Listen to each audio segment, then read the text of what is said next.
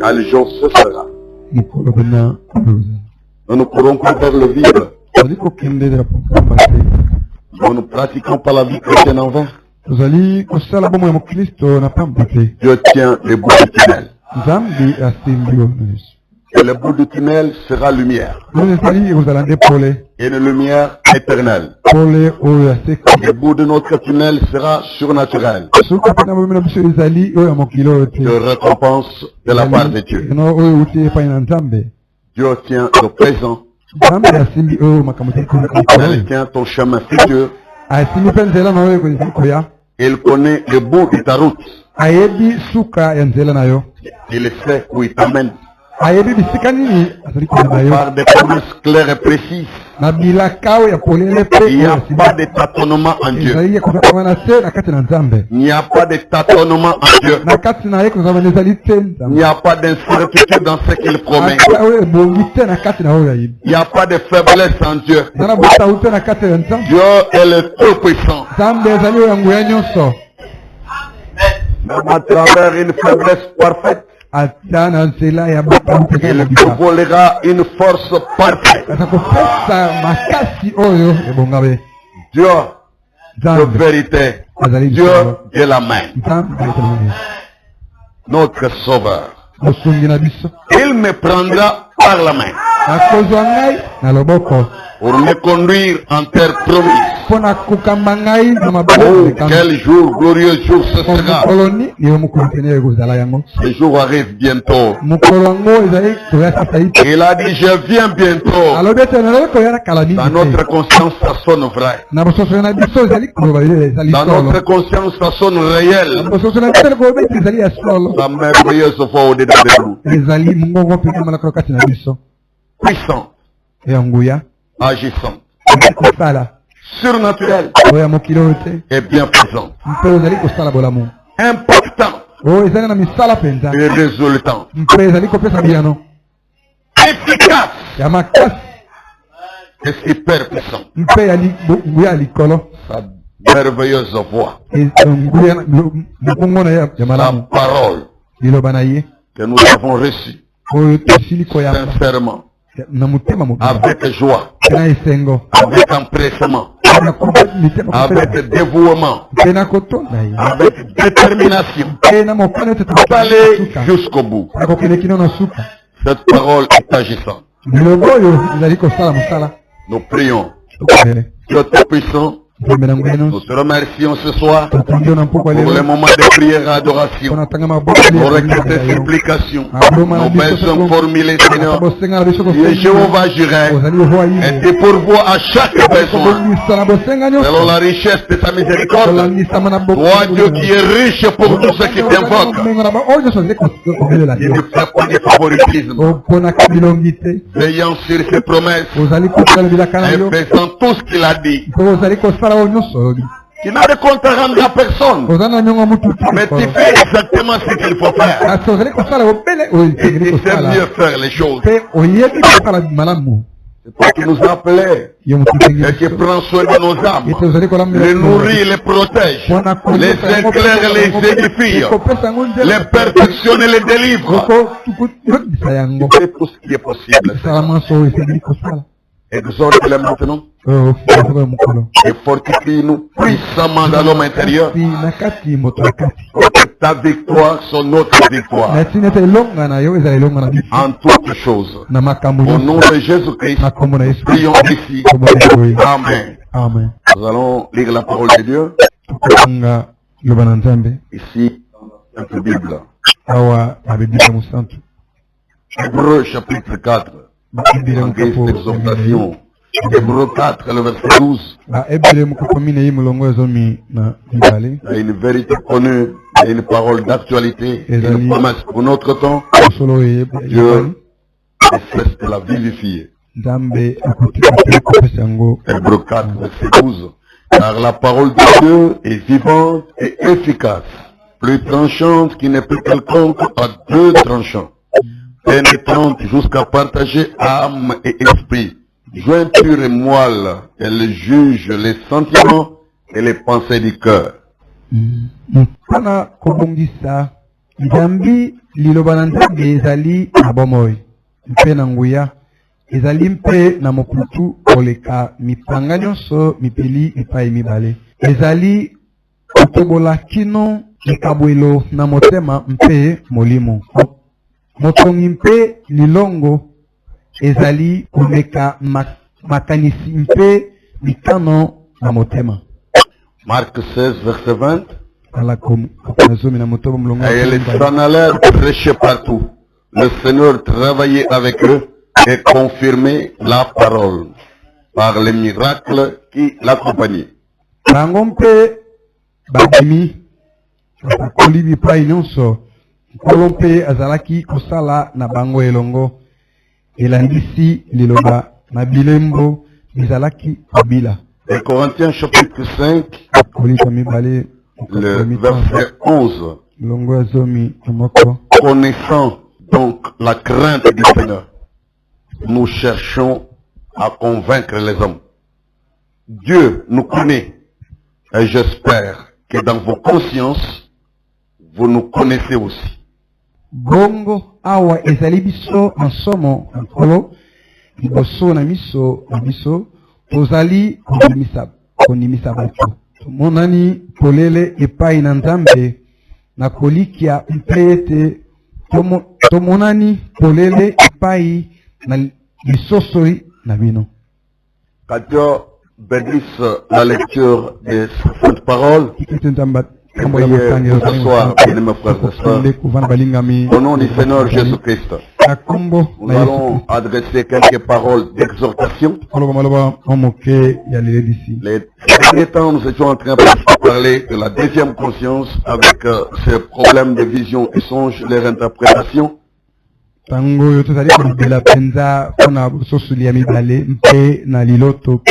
de poursuivre cela demain, Dieu voulant, nous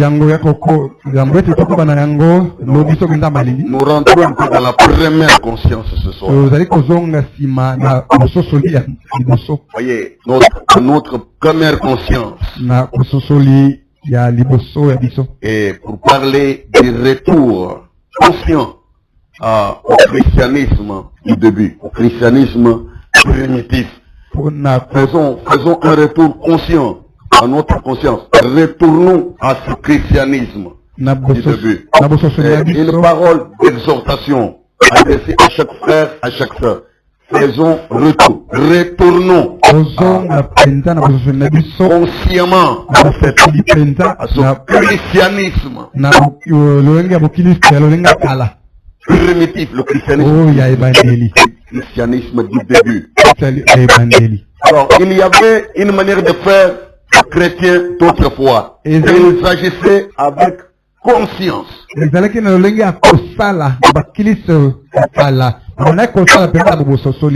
nous les savons parce que nous avons évoqué il n'y a pas longtemps ici. Nous avons lu dans 2 Corinthiens chapitre verset 12.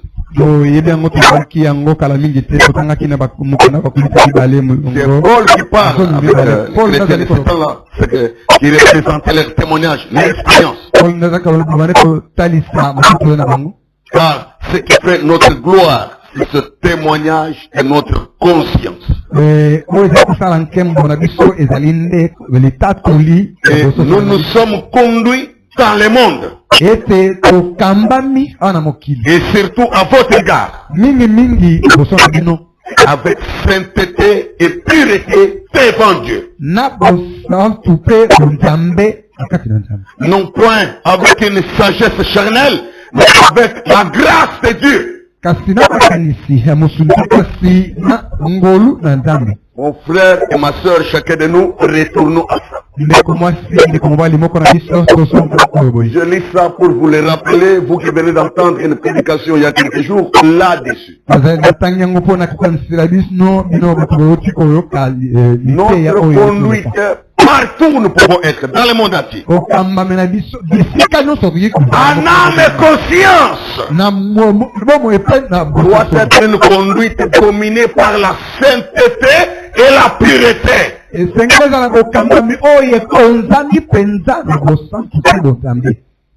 partout où nous sommes. Pas seulement quand nous sommes à l'église ou quand nous allons à l'église. Mais où que l'on puisse nous retrouver.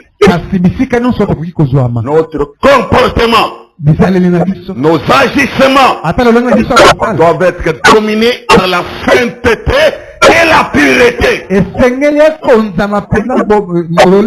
Sachant que Dieu nous voit. Et que tout ce que nous faisons, nous le faisons devant Dieu. Une telle assurance doit faire ta gloire. Une telle garantie intérieure doit faire ta joie. De savoir que tu n'as ni ange à craindre, ni frère à redouter, mais tu marches dans la crainte de Dieu. Toutes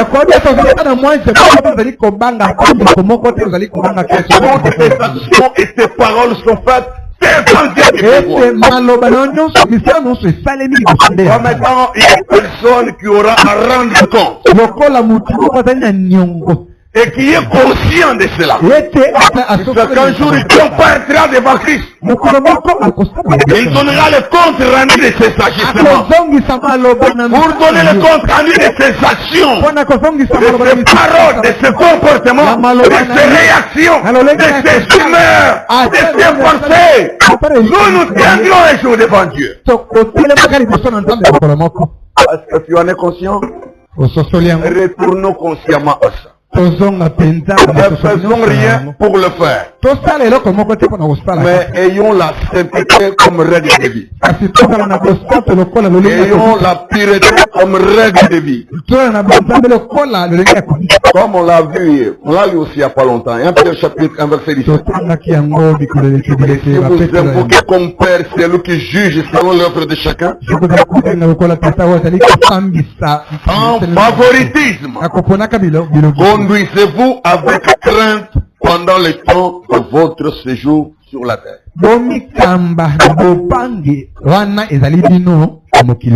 C'est Amen. Conduisez-vous avec crainte. Le Dieu que vous invoquez, ce n'est pas un Dieu qui met des sentiments et qui fléchit dans les humeurs, non. C'est un Dieu qui regarde à sa loi, à sa justice. Si il va te juger.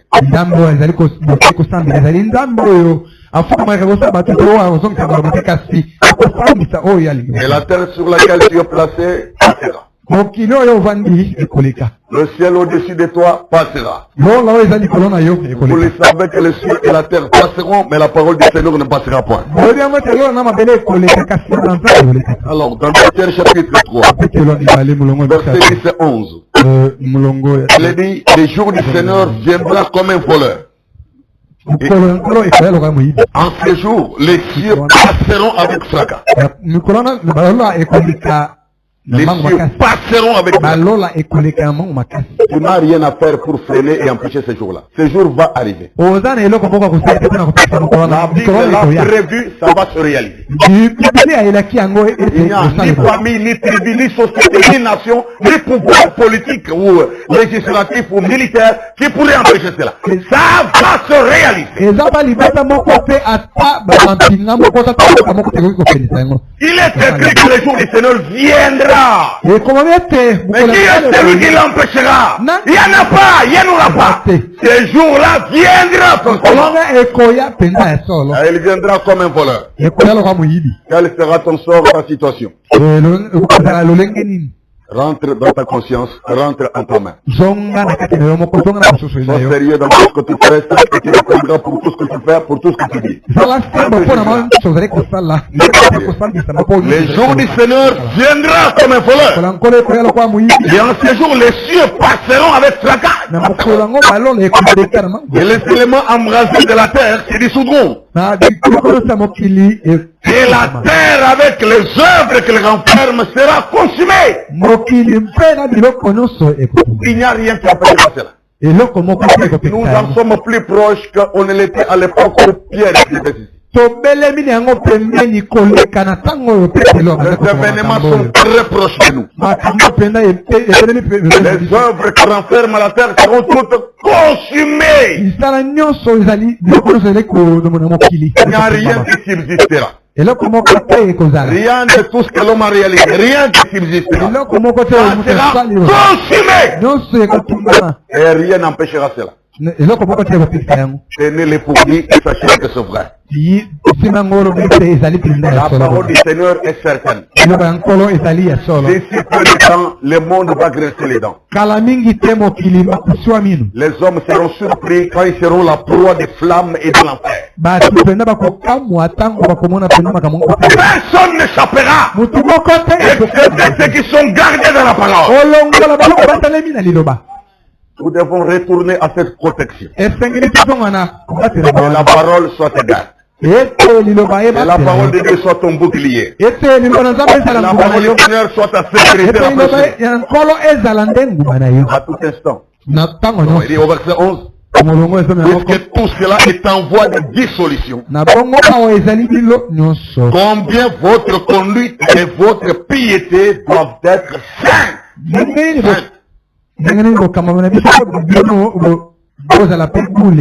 Et votre conduite et votre piété. Vous n'avez pas d'une piété d'apparence, parce que la piété d'apparence n'a aucune sainteté en elle. Il a été prophétisé dans ce temps ici, dans ces derniers temps. Les hommes auront l'apparence de la piété, mais ils renieront ce qui a fait la force. Ils renieront cela. Ayant l'apparence de la piété. Ils renieront ce qui a fait la force.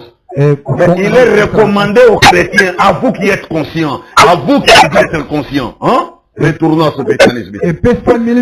Votre conduite et votre piété doivent être une conduite et une piété sainte.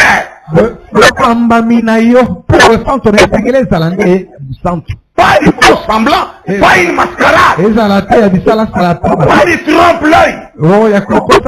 Mais ça doit être réellement saint. La vraie piété scripturelle. La vraie piété de la parole. Et votre conduite doit être une conduite réellement sainte.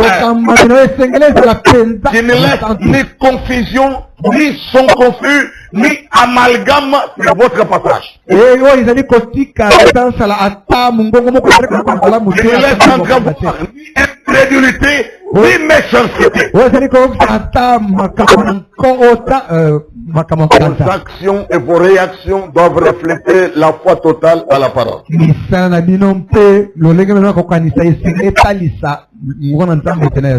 N'est-ce pas que c'est bon comme cela? Retournons consciemment à ce christianisme primitif.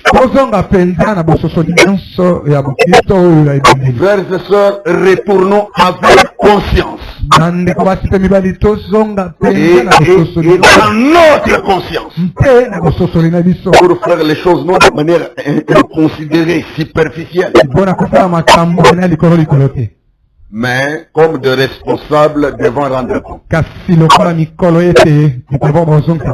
Il en sort vraiment ainsi. Hein?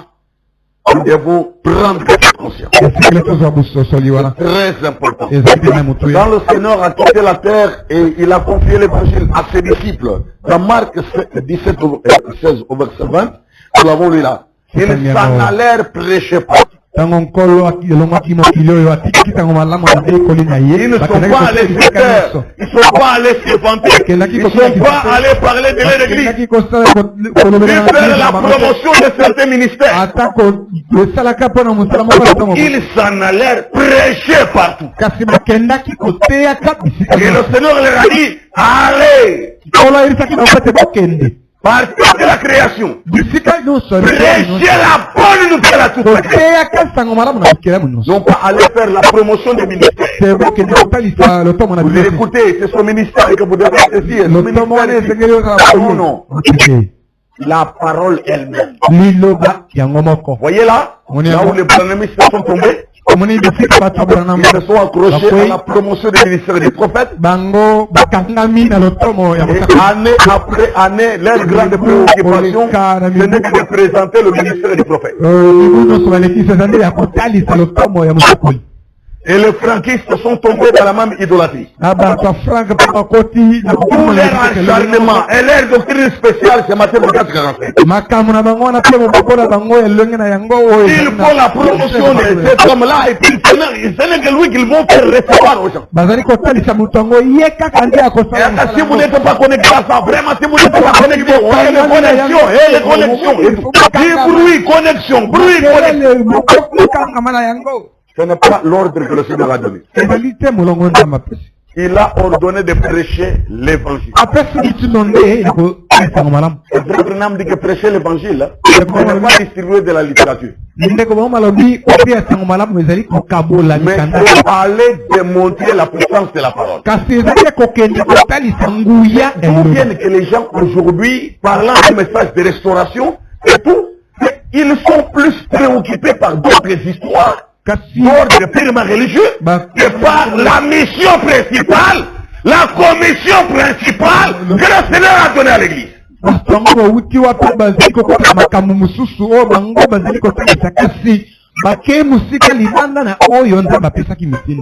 dit allez prêcher la bonne nouvelle à toute la création. Comment vas-tu te mettre devant un arbre et lui dire, écoute, tu vas écouter le message de Malachie 4. Et tu rencontres une troupe de vaches en train de passer avec un berger. Et tu lui dis, moi je suis un voyant de Malachie 4, vous savez. Et le prophète qui devait venir, tu le connais? Est-ce que la vache va comprendre tout ça? Laissez la vache malade et recevoir l'imposition de main. Comme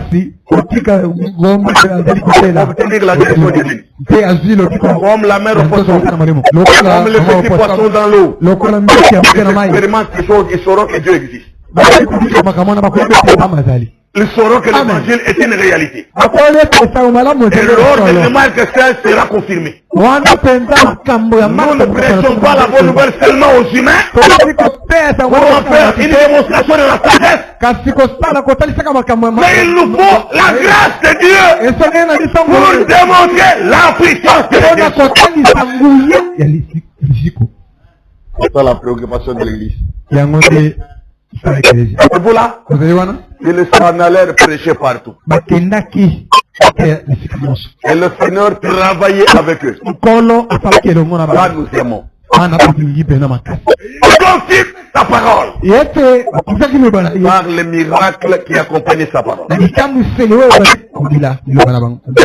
Pouvons-nous avoir la même préoccupation? En âme et conscience, pouvons-nous combattre pour cette cause-là et arrêter le fanatisme et le civisme. On dit que nous ne nous prêchons pas nous-mêmes. C'est Jésus-Christ le Seigneur que nous prêchons. Nous voulons cette préoccupation. L'évangile que le Seigneur nous a confié veut cela.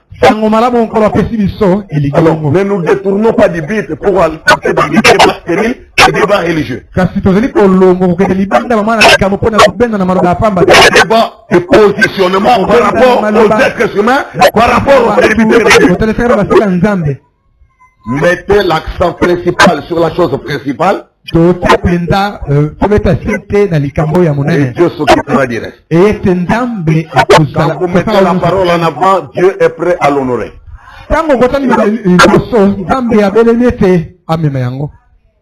Amen.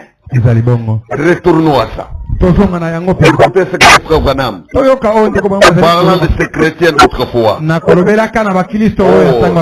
ils étaient fameux, je vous dis. Ils étaient fameux. Et nous sommes entrés dans des histoires. Voyez, dans l'exposé de cette église, chapitre 2, la vision de Patmos, page 58. Frère Branham est ici. Mais savez-vous qu'il révèle les secrets des cœurs des hommes et des femmes dans cet aspect où nous vivons? Dieu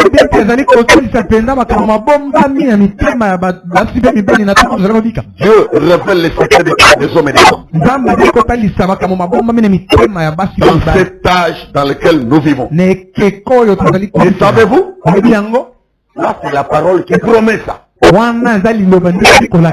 Et oui, nous devons le savoir. Ça doit être annoncé en tant que parole.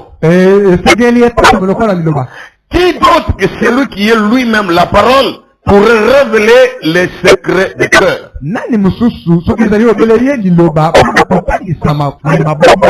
Hébreux 4, verset 12. Car la parole de Dieu est vivante et efficace. Elle est plus tranchante qu'une épée quelconque à deux tranchants. Pénétrante jusqu'à partager âme et esprit. Jointure et moelle. Elle juge les sentiments et les pensées du cœur. Est-ce pas que chacun de nous a lu pour introduire l'exhortation? Commentaire. C'est la parole. C'est la parole. Elle accomplit ce pourquoi elle a été envoyée. C'est la parole. Elle accomplit ce pourquoi elle a été envoyée. Car elle, la parole, elle est pleine de puissance. Dis amen. La parole est pleine de puissance. Elle ne manque pas la puissance. Elle possède la puissance en plénitude. La puissance. Mais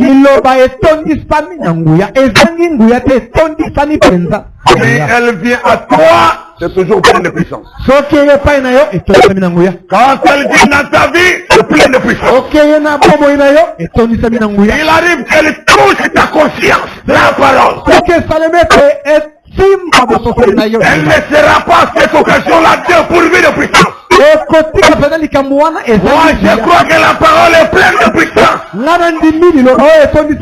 Si elle est dans ta maison, elle est pleine de puissance. Si elle est dans ton cœur, elle est pleine de puissance. Si elle est dans ton travail, elle est pleine de puissance.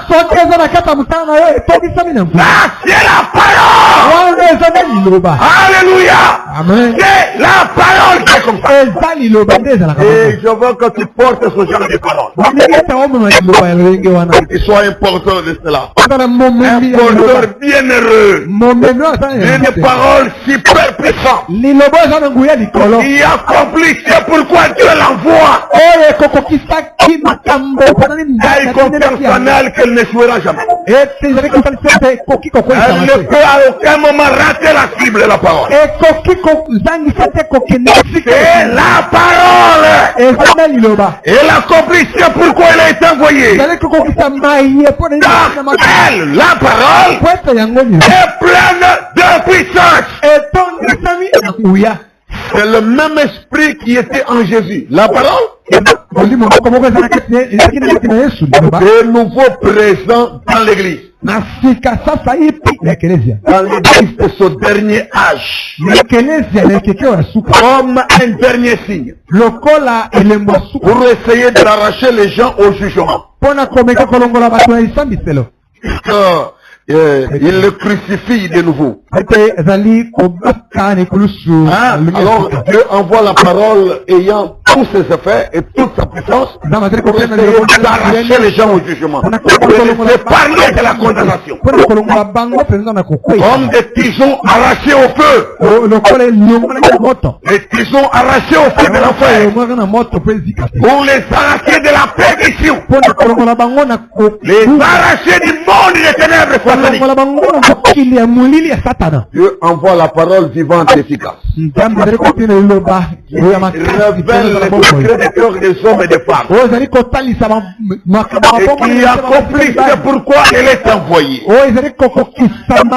Alors dans une génération où les gens crucifient la parole, croyant rendre service à Dieu, Dieu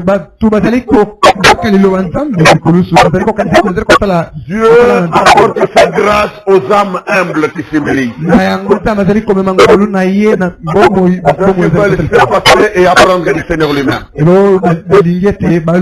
Voyez, pour que nous soyons plus du nombre de ceux qui crucifient la parole.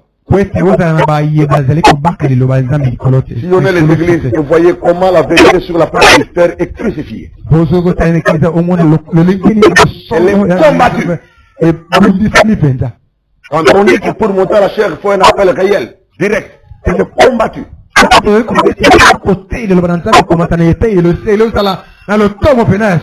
Et c'est par les gens d'église. Ils prétendent rendre service à Dieu. Mais ils sont en dehors de la parole. Ils sont en dehors de la volonté de Dieu. Et voilà pour les ils osent donner les témoignages. Comme quoi Dieu travaille avec eux. Dieu travaille par sa parole. Quelle que soit votre sincérité et les longues litanies d'histoire que vous voulez raconter, tant que tu es en dehors de la parole, Dieu n'est pas avec toi. Tu peux raconter tout ce que tu peux raconter, mais un aigle de Dieu, lui, a l'œil et l'oreille attentive à la parole. Nous veillons au moindre détail. Car tout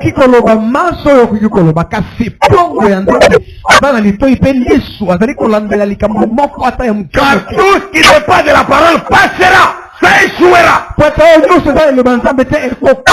la vraie parole du Seigneur subsistera. Tu peux tromper les hommes et tu ne tromperas pas Dieu. Tu peux même tromper les hommes de la part de Dieu et les naïfs vont t'écouter. Mais tu ne peux pas tromper Dieu lui-même.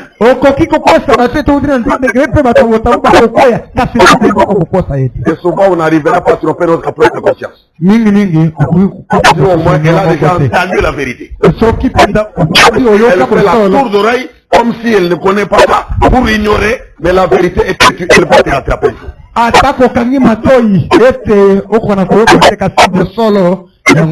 On voit les hommes et les femmes pleins d'ambition. Tellement ambitieux qu'ils veulent faire beaucoup de choses. On trouve des femmes qui disent qu'ils ont reçu la part du ministère. Alors que dans la Bible, Dieu n'a jamais adressé la part du ministère à une femme. Elle peut donner des témoignages, raconter des rêves et des choses. Et comment Dieu est venu, il a fait des témoignages.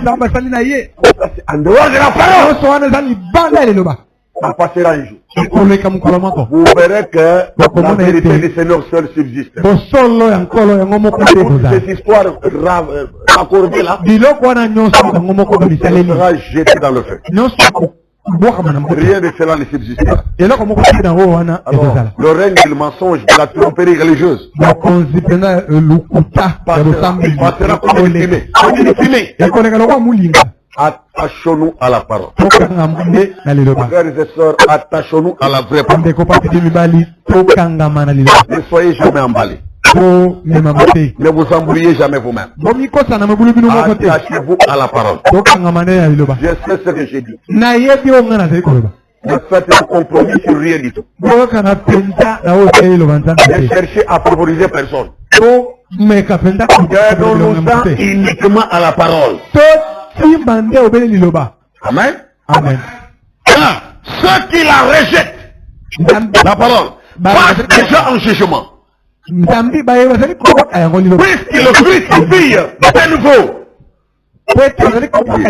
Hébreux 6, verset 6.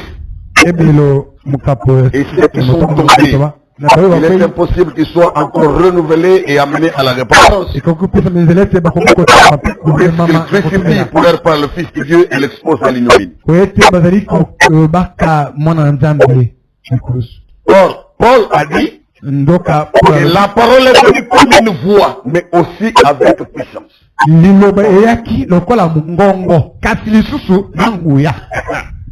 C'est ce que Paul a enseigné. C'est que nous croyons jusqu'à présent. La parole est venue comme une voix. Mais ce n'est pas qu'une voix. Mais aussi avec puissance. Elle a ta conscience, elle apporte les mêmes vertus.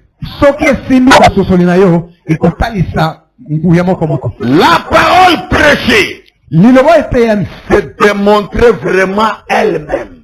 Et voilà comment se réaliser le christianisme primitif. Le christianisme du début. La parole prêchée, c'est démontrer vraiment elle-même. Voulez-vous retourner à ça? Que la parole prêchée se démontre elle-même. Que chacun palpe les résultats. Et que chacun ait une expérience, un témoignage. Comme quoi la parole est vivante et efficace. Comme une épée flamboyante et tranchant. Elle atteignait la conscience des hommes. La parole en ce temps-là, elle atteignait la conscience des hommes. À la manière d'une épée flamboyante et tranchante. Dans cet âge-ci, le degré d'insensibilité a terriblement augmenté dans les églises. Les gens entendent l'évangile, ils sont très insensibles.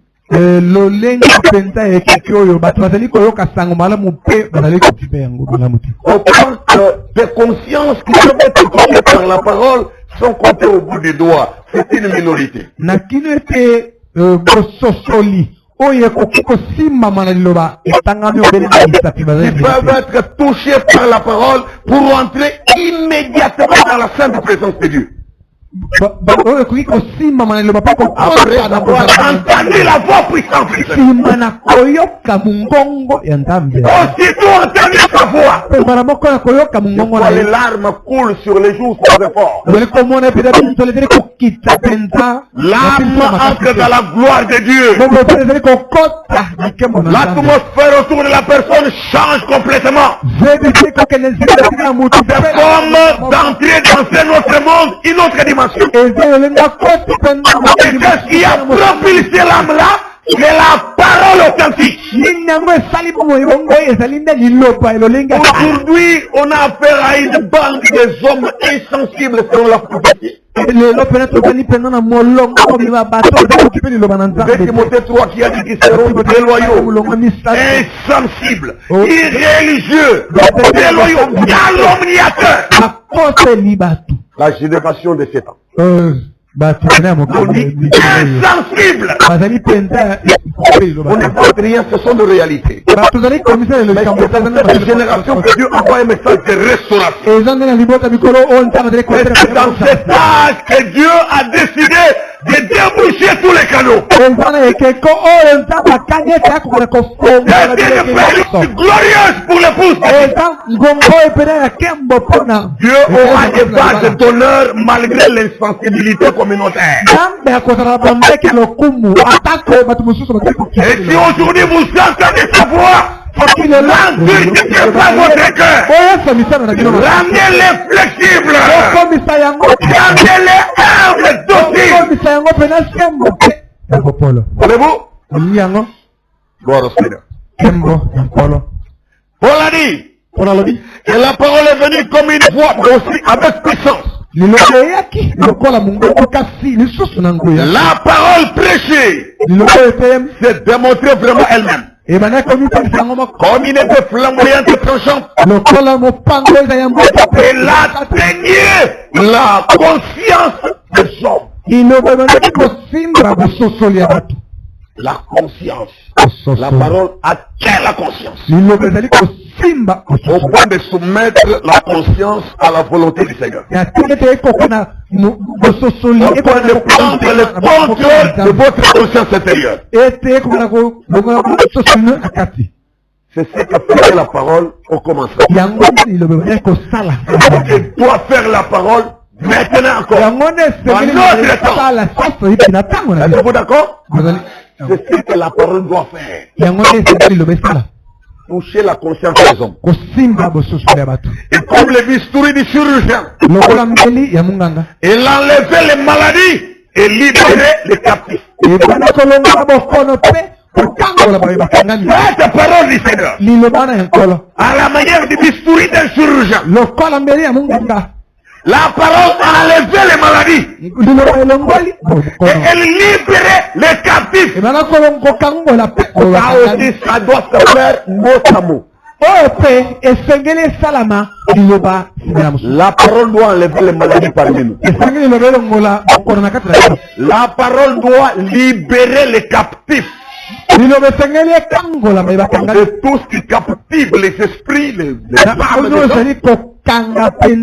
La parole doit te libérer. Partout où ces premiers chrétiens allaient, ils allaient prêchant l'évangile, la parole.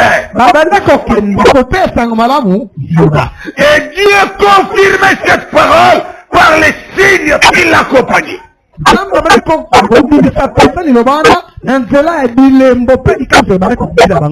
Dieu peut-il restaurer? A-t-il déjà prouvé ça? À travers le ministère des prophètes. Promis de notre temps. Oui et amen. Est-ce que cette œuvre-là est-elle terminée? L'œuvre de restauration est achevée? Est-ce que c'est encore en cours? Est-ce que nous pouvons témoigner, expérimenter? Est-ce que tu peux donner ton âme au Seigneur pour ça? Moi, je donne la mienne. À haute voix, je donne mon âme au Seigneur. Pour la continuation de cette œuvre-là. Pour l'exécution de la commission de Marie de Sèche. Prêchant la parole à toute la création. Il faut le faire. Ah! Le serpent peut me mordre, mais je dois retourner dans la rivière. Pour lui dire, tu m'as mordu, oui, mais je suis encore ici au nom du Seigneur. Pour baptiser encore les âmes.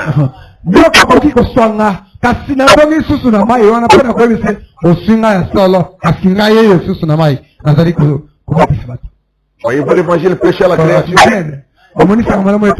Il m'a mordu l'autre jour à la rivière Ndili. Je suis retourné plusieurs fois pour baptiser encore des gens. Et je me disais, Seigneur, si ce serpent-là me retrouve encore, il va encore me reconnaître. Cette fois-là, il aura peur de me mordre. Parce que ça n'aura rien fait.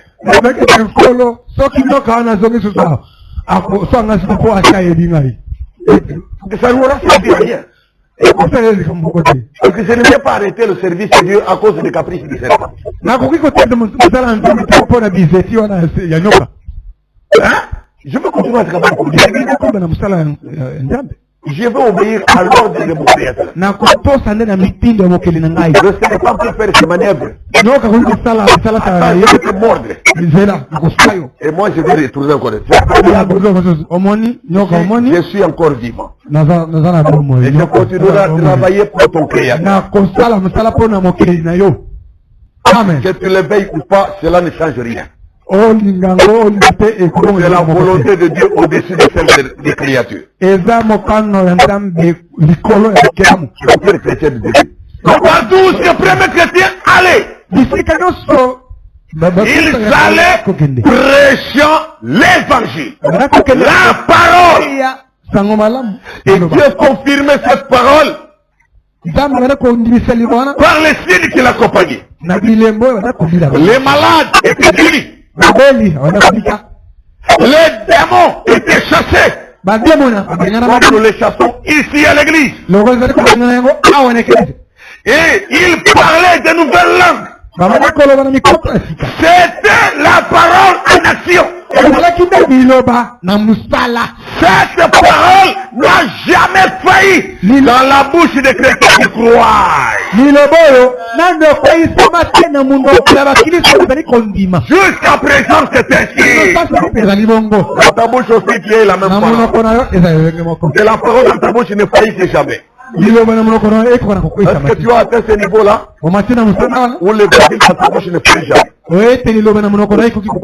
Chaque fois que tu évoques la parole, les résultats sont obligatoires. Chaque fois que tu cites la parole, le changement s'impose. Amen. Car cette parole n'a jamais failli dans la bouche des chrétiens qui croient. Mon père, ma soeur, l'église, c'est Dieu, retournons à ça. Ne faisons pas la mascarade du christianisme d'abord. Non. Retournons consciemment à ce que avec conscience, sache ça. Sachez-les comme cela. La parole, cette parole, l'évangile véritable, n'a jamais failli dans la bouche des chrétiens qui croient. Y compris toi. Tu es l'un d'eux par ta grâce. Et que les témoignages de ta conscience disent que ta vie, tes comportements, tes agissements, c'est la sainteté et la pureté. Et la conduite sainte et une piété sainte. Partout. Les premiers chrétiens allaient aussi partout. Ils s'en allaient prêcher partout. Sans barrière. Personne ne peut l'empêcher de venir ici ou là. La parole était infaillible et doit être infaillible. Que le Seigneur t'accorde cela. Mon Seigneur à être l'un d'eux. Je voudrais ce genre de christianisme là. Pas un christianisme froid et formaliste. Une religion froide, je n'ai pas besoin. Des discours et des théories. C'est pas ça. Mais la parole vivante et efficace. Il ne faillit jamais dans la bouche des chrétiens qui croient. C'est ça. Et en ce dernier âge, la parole elle est plus forte et plus glorieuse que jamais. Là où une religion te ferait penser que l'ilobé n'est pas dans ma casse nango. C'est dans mes coronavirus la casse n'est pas guarda. Et prophète il arrive sur ce niveau. Dans l'âge ici où nous sommes maintenant. La parole là, la même parole du Seigneur, elle est plus forte. Elle est plus glorieuse que jamais. Dans la véritable épouse parole. Et chacun médite vraiment. Dans la véritable épouse parole. Cette parole est devenue plus forte et plus glorieuse que jamais. Oh, petit troupeau. Vous, petite minorité, accrochez-vous à la parole.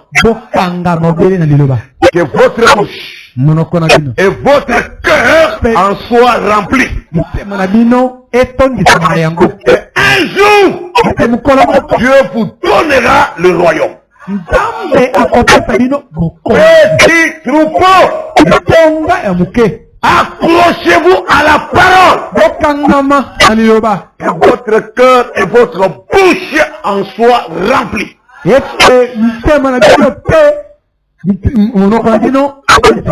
un jour, Dieu vous donnera le royaume.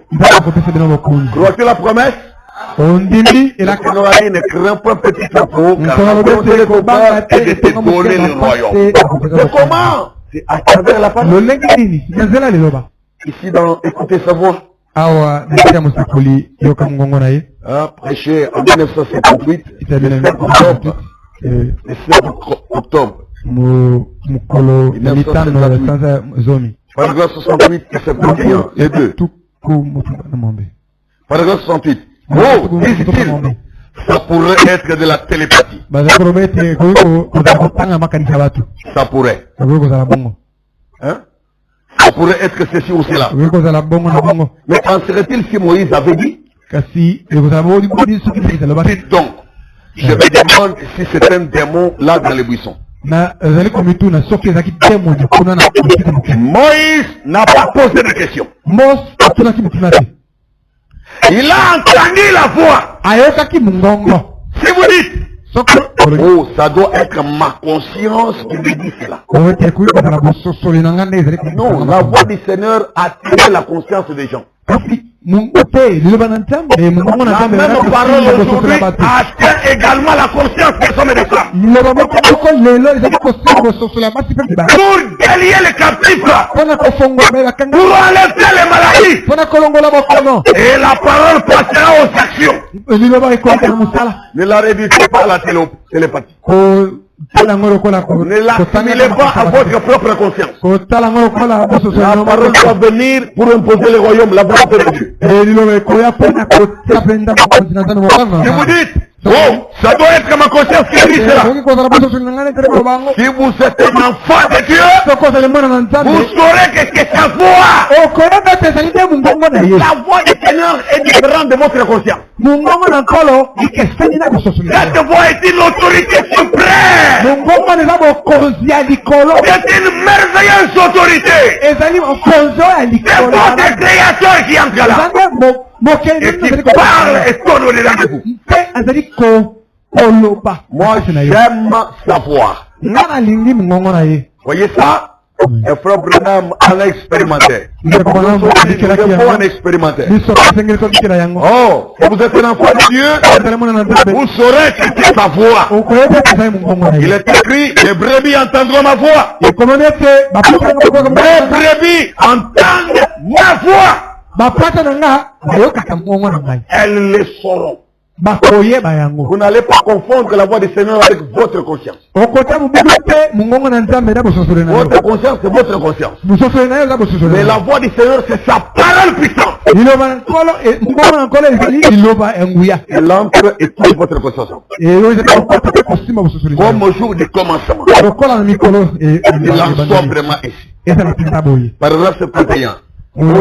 J'aimerais donner des expériences personnelles. Il dit ça après avoir déclaré au paragraphe précédent, la voix parle.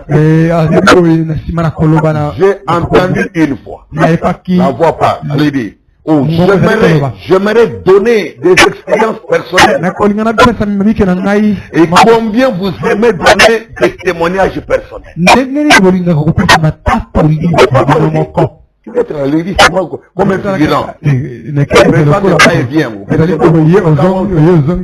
Est-ce que vraiment ça? Ça peut être comme ça vraiment?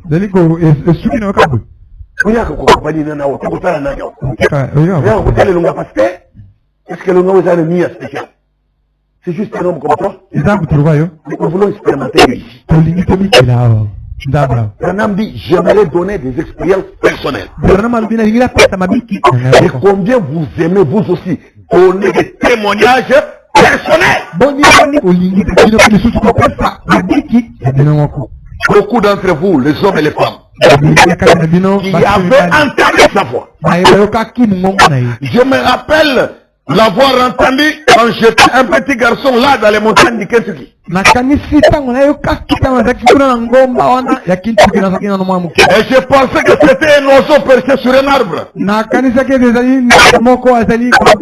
que l'oiseau s'était envolé. Il a dit, ne crains pas. Parce que tu quitteras cet endroit un jour pour vivre près d'une ville appelée New Albany. Ce n'était pas la conscience de Branham, mais c'était la voix du créateur Abraham.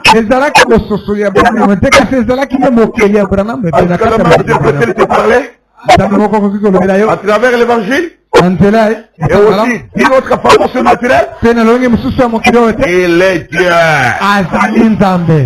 J'ai entendu sa voix quand il a dit, ne fume pas, ne bois pas et ne suis pas ton corps avec les femmes. Ainsi de suite. Il y a un travail pour toi quand tu seras grand. Oh, et il est toujours le même Seigneur Dieu. Et tu entends sa voix et la reconnaître. Tu de la voix des démons et de la voix de ta propre conscience. Il faut. Et vous l'entendez heure après heure vous parler dans votre tout petit bureau. Dans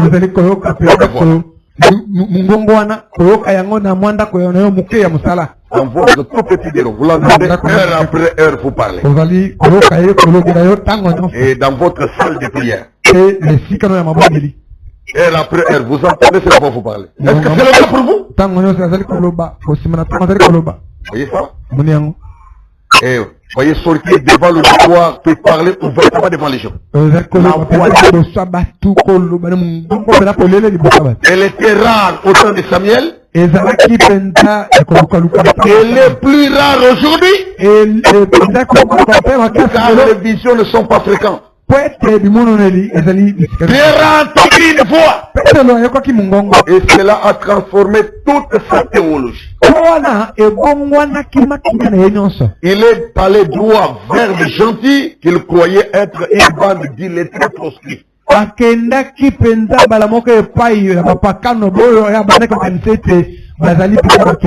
la voix de Dieu, non pas ses enseignements, la voix du Dieu vivant le transforma. Qu'il en soit de même pour toi. La même voix du Seigneur peut te changer. Elle doit te changer. C'est obligatoire. Ça doit te changer. Regardez. Il est écrit ici dans 1 Pierre chapitre 3.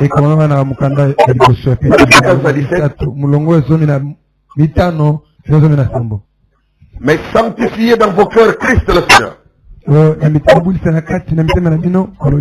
Sanctifiez-les au-dedans de vous. Quand sa voix s'exprime, sanctifiez-les. Quand sa voix vous parle, sanctifiez-les. Sanctifiez votre conduite. Sanctifiez votre piété. Sanctifiez vos agissements. Tout ce que vous direz. Sanctifiez dans vos cœurs Christ le Seigneur. Étant toujours prêt à vous défendre avec douceur et respect. Et tout quiconque vous demande raison de l'espérance qui est en vous. Vous demande, mais vous êtes si joyeux. Vous semblez plein d'espoir. Vous semblez imperturbable. Quelle est la raison de cela? Ah oui. Défendez-vous avec douceur et respect. Ne commencez pas à dénigrer les gens. Ne commencez pas à dédaigner les autres. On vous demande ce qu'il en est de vous, de votre expérience. Défendez-vous avec douceur et respect. Et sanctifiez Christ le Seigneur dans vos cœurs. C'est vrai. Et ayant une bonne conscience. Avec la même où il vous calomnie. Comme si vous étiez des malfaiteurs. Et ceux qui décrivent votre bonne conduite en Christ soient couverts de confusion. Et Dieu les confonde. Car il vaut mieux souffrir si telle est la volonté de Dieu en faisant le bien, en faisant le mal. Conscience chrétienne. Conscience chrétienne. Pierre a vécu ça. Il partage son expérience aux autres chrétiens de tous les âges. Il vaut mieux souffrir si telle est la volonté de Dieu. En faisant le bien. Et non pas en faisant le mal. Tant mieux. Faites le bien.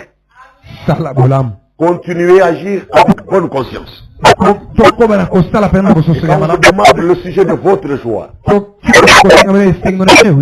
votre pleine assurance, défendez-vous avec douceur et respect.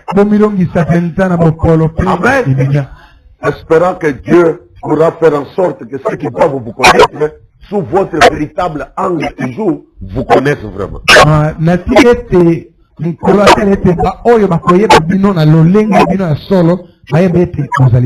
Et ils glorifieront votre Père qui est dans le céleste. En voyant vos bonnes œuvres. Retournons à 2 Corinthiens 5. On a lu le verset 11. Connaissons donc la crainte du Seigneur. Nous connaissons ça. Toi aussi, tu dois connaître la crainte. Et tu peux l'enseigner aux autres. Tu peux l'expliquer aux autres. Et pousser les autres à craindre le Seigneur. Par ta propre vie, par tes agissements, par ton comportement, tu reflètes la crainte du Seigneur.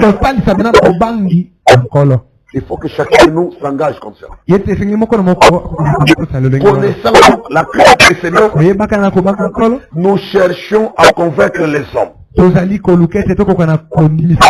Sachant que ce n'est pas ton langage humain, la sagesse humaine qui fera convaincre qui que ce soit. Mais tu as compris que c'est la parole du Seigneur qui peut toucher les consciences. Même si certaines personnes au dehors font semblant d'ignorer ces choses, mais au-dedans d'eux, dans leur conscience, une voix du Seigneur retentit là. Leur fera connaître qui êtes-vous, hein, par rapport à Dieu.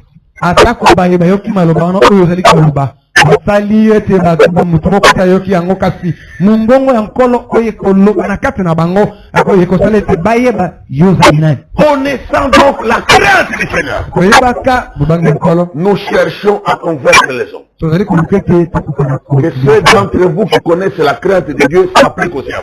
Il ne faut pas t'arrêter à être chrétien par toi-même et pour toi-même. L'évangile doit être prêché à toute la création. C'est la mission de l'église primitive, c'est notre mission dans cette âge. C'est en sorte que toutes les créatures connaissent l'évangile par vous. Le devoir comme prédicateur, c'est donné à toute l'église. C'est pour tout croyant. Nous devons démontrer la puissance. Dites-vous amen. Connaissant la crainte du Seigneur. Nous cherchons à convaincre les hommes. Je ne sais pas si parmi nous, il y en a qui se livrent à un tel exercice. Suivre une âme ou des âmes, essayer pour le convaincre de la vérité du Seigneur. Être déterminé, faire le suivi de cette personne. Priez pour elle. L'inviter à l'église. Lui envoyer des prédications. Partagez tout ce qu'on peut partager. Priez avec la personne. Je ne sais pas s'il y a parmi nous qui se livrent à ce genre d'exercice. Cherchant à convaincre les hommes. Ce qu'il ne faut pas sont des chrétiens démissionnaires.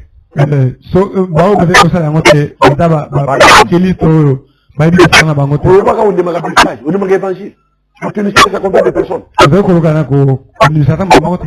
que les gens chrétiens. Rétrograde. Foutard. Fainéant. Pas quoi pour fou. Un gros fou. Il fout rien. Il fout vraiment rien. Dieu lui ajoute année après année dans le message et il ne fout rien. Foutard, alors foutard.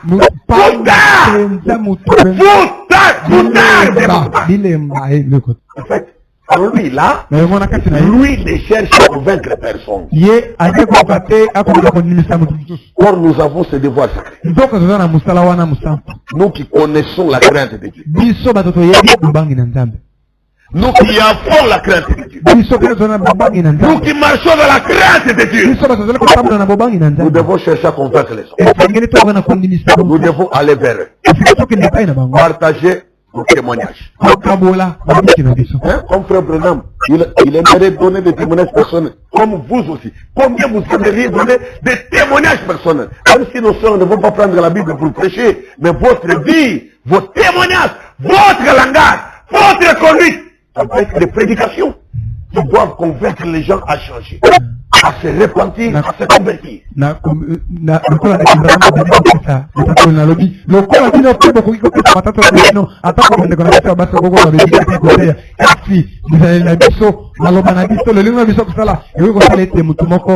Et nos frères doivent être capables d'exhorter. Un commentaire guide, authentique, pur. Sans ajouter une falsifiée, mais répéter fidèlement la parole. On cherche à convaincre quelqu'un. Il faut convaincre quelqu'un autour de nous.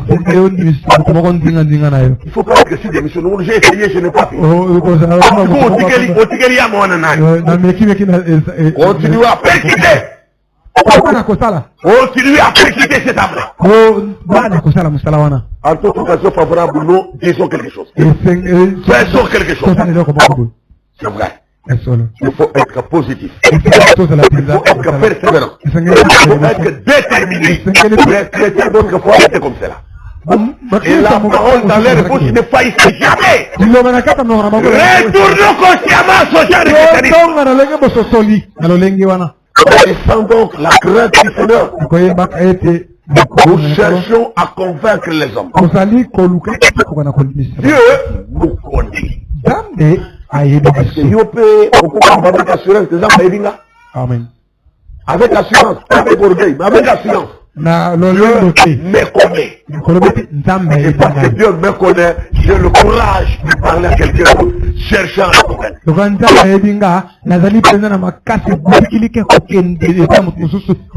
Dieu nous connaît. Le Seigneur connaît ce qui lui appartient.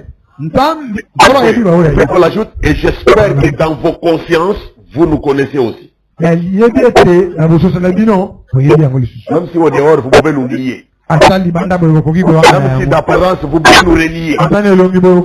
Mais nous espérons que dans vos consciences. Aussi vrai que Dieu nous connaît, maintenant vous n'êtes pas Dieu, c'est vrai. Nous espérons que dans vos consciences. Là où j'ai dit, un homme peut tromper ses semblables, mais il ne va pas tromper sa conscience. On peut voir des gens faire des histoires pour passer sur vous. Mais leur conscience ne les laisse pas tranquilles. Ils savent qui vous êtes. Et Dieu sait ce qu'il a fait de toi. Toi, adresse-toi à Dieu. Continue à traiter avec Dieu et cherche à convaincre que tu pourras convaincre. Cette affaire, tu ne travailles pas seul. Marc 16, 20 a dit, hein, le Seigneur travaillait avec eux. Lui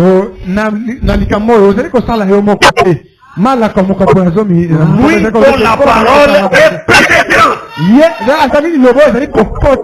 Il va leur parler.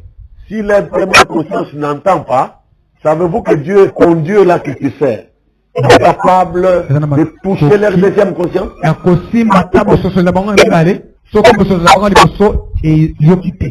Même si tes apparences auraient induit en erreur leur première conscience comme le roi Abimelech. Abraham est allé chez Abimelech, il lui a trompé.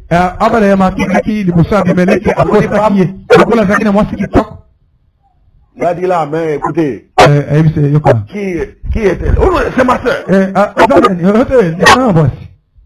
Et puis cet homme trompé dans sa première conscience. C'était la faute d'Abraham. Et Dieu savait. Mais comme il a dit, ne touchez pas à mes oins. Ne faites pas de mal à mes prophètes. Dieu ne permet à personne de les opprimer. Dieu ne permet à personne de les opprimer. Il châtia des rois à cause d'eux. C'est Dieu là que tu sers et que tu invoques. C'est ce Dieu là que tu adores sincèrement. Il a le pouvoir sur les êtres et sur leur intérieur. Dieu a fermé un peu l'œil sur l'erreur de son serviteur Abraham. Et il a eu la première conscience d'Abimelech qui était trompé par Abraham. Aussi consciemment qu'il était, il est allé prendre la femme d'autrui parce qu'on lui a dit que c'était sa soeur. Et Dieu l'a rattrapé dans sa deuxième conscience. Quand il s'est endormi, n'est-ce pas? Il intervient, n'est-ce pas? Il gère tous les êtres, n'est-ce pas? Il est le Dieu des esprits de tous ces, n'est-ce pas? Il dépose sur tous, n'est-ce pas? Il est le Seigneur de tous. Il a l'autorité sur tous. Rien n'échappe à son pouvoir. Rien n'échappe à sa connaissance. Lui a dit. Un homme mort. Abimelech se souvient de ce qui s'était passé dans sa première conscience. Et dans son songe, hein, il se rappelle même ce qui s'était passé dans sa première conscience. Il était là avec son créateur. Non, c'est lui-même qui m'avait dit que c'est sa soeur. Attends-vous là. Il s'est souvenu de ce qui s'était passé dans sa première conscience. Et il a rapporté ça étant dans son songe. Il a rapporté fidèlement les événements de sa première conscience dans la deuxième conscience étant sous sommeil.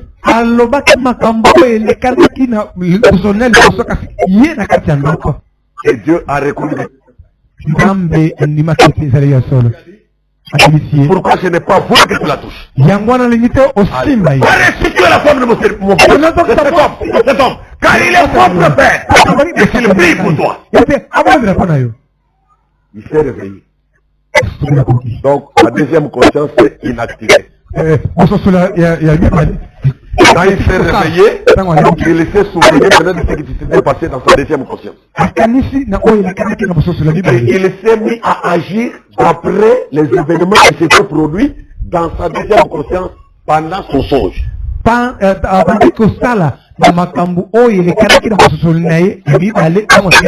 C'est merveilleux, n'est-ce pas? La parole l'illustre clairement, non? Et vous pouvez aussi fonctionner comme ça. Quand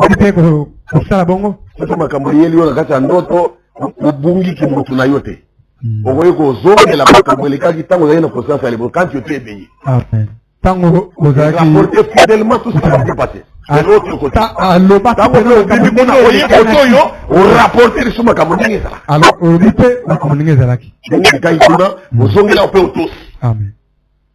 voilà lorsque les deux consciences sont en harmonie. Quand ça fonctionne comme ça devait fonctionner. Parce que l'une à l'autre, et il y a une continuité et une cohérence.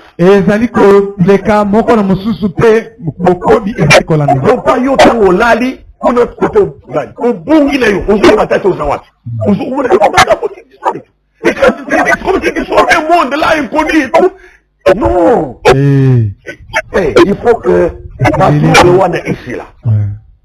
Les deux consciences doivent s'harmoniser. Et quand le sang de Jésus-Christ purifie la conscience, l'harmonie sera restaurée. Vous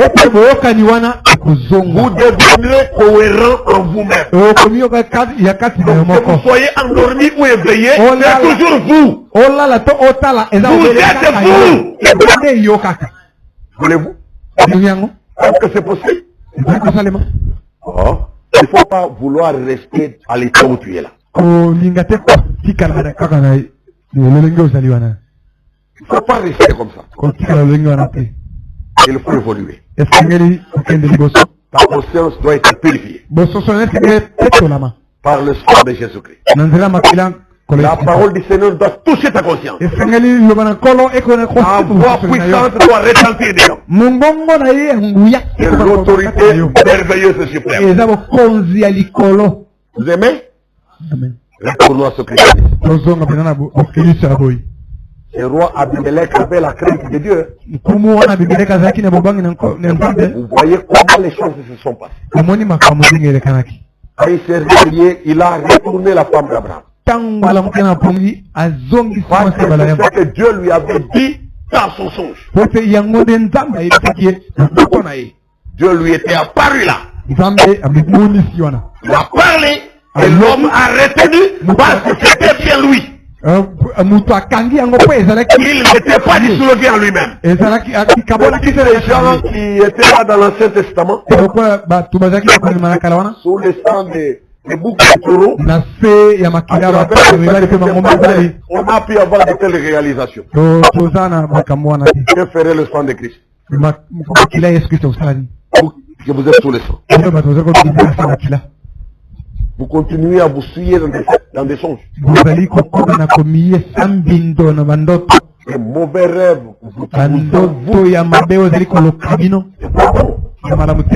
Allez à la fontaine du sang. Cherchons la purification. Que Dieu bénisse cette exhortation. C'est nous pour la prière. Cantique 3 seulement, numéro 205.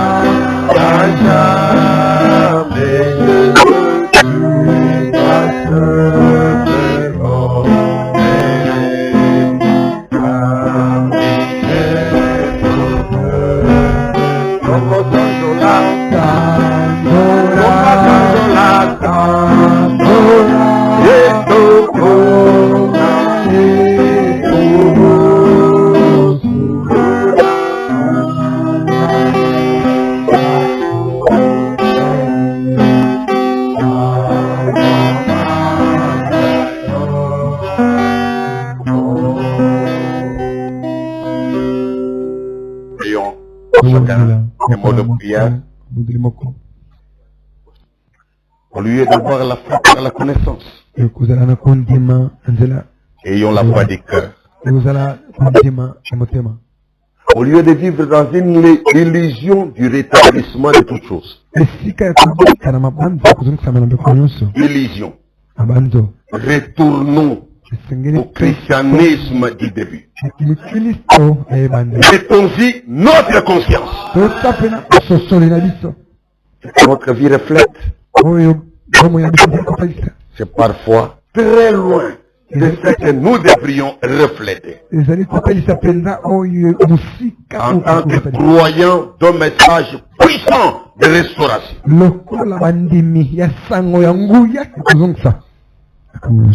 Que notre conscience s'active pour un retour authentique, sincère, profond, un retour total.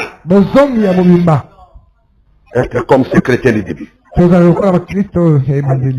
bien-aimé, nous te remercions maintenant, car tu as jugé bon de nous interpeller comme ceci. Non pas pour que l'un ou l'autre se complaise en soi-même, mais que nous prenions conscience de ce qui nous manque par rapport à ce que toi tu as fait de nous, par rapport à ce que l'église de début avait réalisé pour toi, à ce que l'église de début était dans ta présence. Restaure-nous, Seigneur. Quand nous prenons conscience de revenir, sois notre secours à cet instant. Aide-nous à y arriver et à chercher à convaincre les autres, à faire quelque chose pour les âmes perdues, dans le respect de ta parole. Oh Dieu bien-aimé, si quelqu'un veut s'égarer, tu as le pouvoir de le maîtriser. Si une brebis veut sortir du chemin, tu as le pouvoir de la ramener. Ne laisse aucun de nous se perdre. Et que chacun de nous marche dans ta volonté. Sors-nous de l'oisiveté, du désœuvrement, la stérilité spirituelle, l'improductivité. Nous voulons réaliser quelque chose, avoir chacun des expériences personnelles, des témoignages personnels autour de la voix du Seigneur, autour de l'évangile de Dieu, autour de cette précieuse parole, qu'elle soit en action dans nos vies, ayant toute la puissance. Guéris les malades et donne la force aux faibles. Console les cœurs affligés. Éclaire les âmes enténébrées. Délivre les captifs, Seigneur. Car toi, tu n'avais permis à personne d'autre de témoin. Par ta grâce, chacun soit secouru. Que chacun de nous soit soutenu par toi. Au nom de Jésus-Christ, nous prions ici. Amen. Veuillez vous asseoir. Nous arrivons à l'étape terminale du culte.